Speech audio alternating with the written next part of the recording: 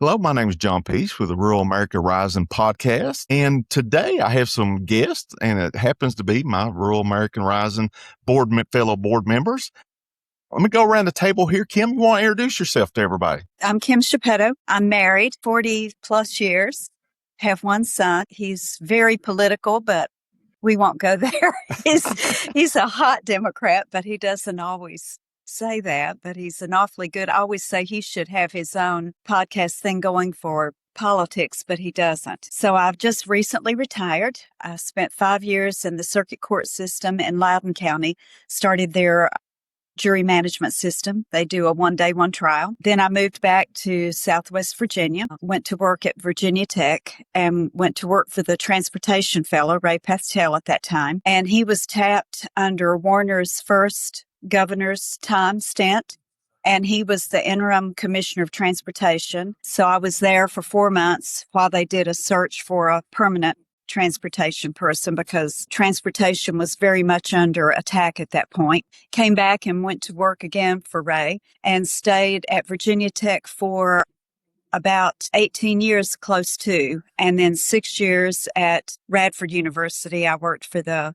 president of the university and the secretary to the board, and then worked in JAR for a few years, and then back to Tech for several more years between advancement and computer science, graduate computer science. And during that time, I served as a chair of the Floyd County Dems for 9 years, was on the 9th District Committee for about 26 to 27, lifelong Democrat, and now I'm very much involved with Rural America Rising. Well, thank you. Wonderful career, Kim. Well, Rebecca, would you introduce yourself and talk about your career and also your political career? Hi, I'm Rebecca Daly. I live in Floyd, Virginia, and I have been, my employment career was in healthcare administration. I was a clinic manager and then opened my own business. I owned a medical billing service, and also I was a consultant for doctors when good old HMOs and PPOs started to enter the workplace. And I had 16 employees at the time I built my business. I was the only one in sales. That is my background. It's why my favorite subject is Medicare for all. And I really have pushed hard for that. I've been a full-time activist for the last 11 years. I've been a county chair in Charlotte County. I have been on CD5, the 5th District Democratic Committee. Then I moved to Floyd and got on the 9th District Democratic Committee and ended up being chair there for 2.5 years. I worked on dozens of campaigns and am ready to get rural moving again.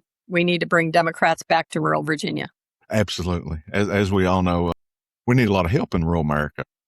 We do. Last but not least, Lorna, you want to introduce yourself and talk about your career and political career? Sure. I'm Lorna Moritz. I live in Christiansburg, Virginia, and I am the treasurer of Rural America Rising. My career, I had a 45-year career in real estate, property, and asset management, and about a little more than half of that career was working in government-owned real estate.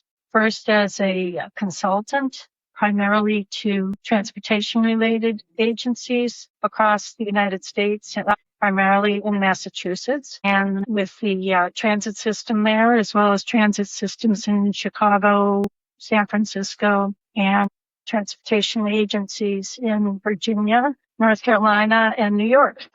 My political career started when I was 17 and worked for Senator McCarthy's campaign.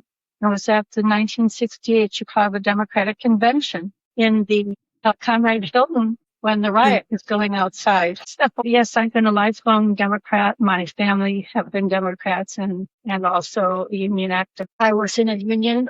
My last job before I retired was with the Commonwealth of Massachusetts, and I was in the union there as well. And I retired 3 years ago and moved to Virginia. And I have lived in cities most of my life, born in Chicago, lived in Boston for 31 years, had a brief stint in rural America. But this moving here has really opened my eyes to the dichotomy in America between the rural parts of the country and cities. And after meeting Rebecca at the Democratic office in Floyd when I first moved here. I wanted to do something about it. Absolutely glad to have you here. And for the viewers, I'll talk about it's Floyd County, Virginia, in case they want to look it up and stuff. Give you a little bit of my bio. My name's John Peace, born and raised in a little town in Southwest Virginia. When I say Southwest, deep Southwest Virginia on the Kentucky border called Big Stone Gap, Virginia. My family goes all the way back to the late 1800s in the coal fields.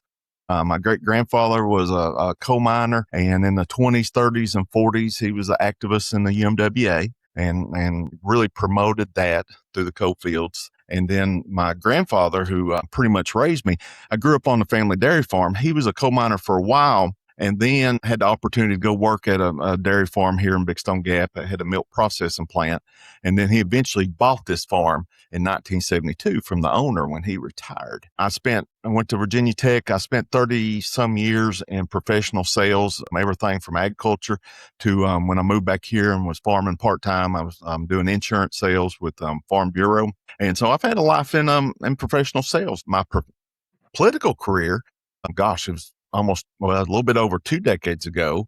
I ran for the Board of Supervisors and was elected.